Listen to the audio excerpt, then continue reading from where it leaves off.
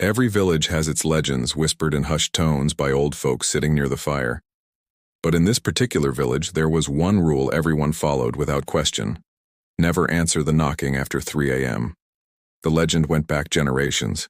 People said that once in a while, always in the darkest hours of the night, there would come 3 knocks at your door. Slow, heavy, inevitable. If you ignored them, you were safe. If you opened the door, however, even just once, you were never seen again. Parents warned their children, neighbors reminded each other, and travelers were always cautioned. But no one truly knew what was behind the knocks, only that those who disobeyed vanished. Hamza, however, was not a believer. He was young, arrogant, and loved to make fun of silly ghost stories. When his neighbors warned him one night, he laughed.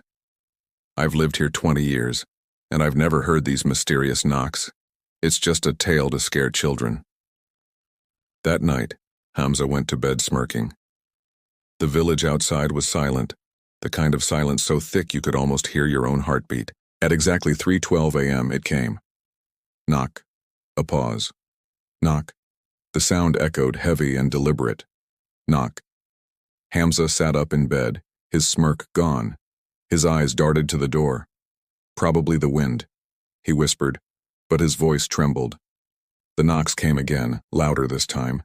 The door shook against its frame as though someone or something was testing it. Knock, knock, knock. His heart raced. Sweat formed on his forehead, yet pride whispered louder than fear. "It's probably kids," he muttered. He got out of bed. The moment he touched the knob, the knocking stopped.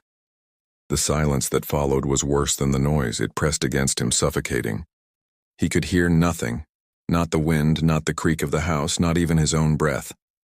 Then a voice slipped through the wood. Low, cracked, wrong. "I know you're awake."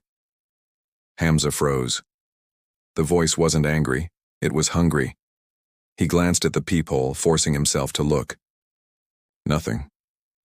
Only darkness. Not the kind of night he knew, but something deeper, thicker, as if the world outside had been swallowed. His chest tightened. His instincts screamed at him to run back to bed, to hide under the covers, to pretend none of this was real. But something else, curiosity, pride, foolishness, made him turn the knob. The door swung open. The street was gone. No moonlight, no stars, just endless black stretching out before him. The air was freezing, heavy, and damp, like the breath of something ancient. "Hello?" he whispered, his voice breaking. That's when it grabbed him. From the darkness, a pale, skeletal hand shot out and clamped onto his wrist. Its grip was icy, its nails digging into his flesh. Hamza screamed, trying to pull away, but the hand yanked with inhuman strength. And then he saw it. A face emerged from the void, pulling closer. At first he thought it was a stranger, but as the features sharpened, his stomach dropped. It was his own face, but twisted. Its smile stretched unnaturally wide, showing jagged black teeth. Its eyes were hollow pits, endless and cruel. "Mine now," the thing whispered in his own voice. With one violent tug, Hamza was pulled into the darkness. His screams echoed for a moment, then vanished.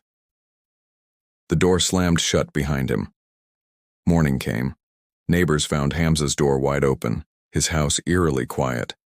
His bed was empty, his belongings untouched. No footprints, no sign of struggle. It was as if he had simply ceased to exist, but some villagers swear they still hear him. At exactly 3 a.m., and when the world is silent, the knocking returns. Knock, knock, knock. And if you're foolish enough to listen closely, you'll hear his voice on the other side whispering, "I know you're awake. So remember the rule. Never answer the knocking after 3 a.m.